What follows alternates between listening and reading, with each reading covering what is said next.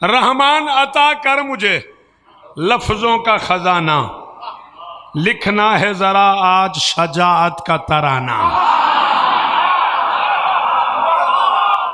इस्लाम की निस्बत से है मुस्लिम ये जमाना।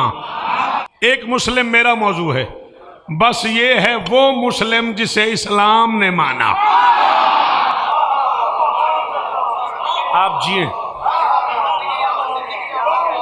बस ये है वो मुस्लिम, ना कर दूं, बस ये है वो मुस्लिम जिसे इस्लाम ने माना। जिस गोद में पलता रहा मुमकिन का उजाला,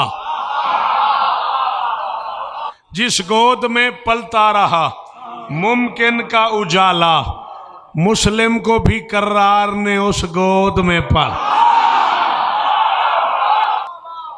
परदेश में हुज्जत की हसी नाद है मुस्लिम, परदेश में हुज्जत की हसी। 20 मिनट और पढ़ लू ना। परदेश में हुज्जत की हसी नाद है मुस्लिम। तो उन्होंने मुझे कहा था 10 से 11, 11:13 हो गए। परदेश में हुज्जत की हसी नाद है मुस्लिम, अशराफ के अजहान में आबाद है मुस्लिम, अशराफ के आदान में आबाद है मुस्लिम। इस्लाम परस्तों को बहुत याद है मुस्लिम, अल इल्म के दामाद का दामाद है। به طه به یاسین به معراج احمد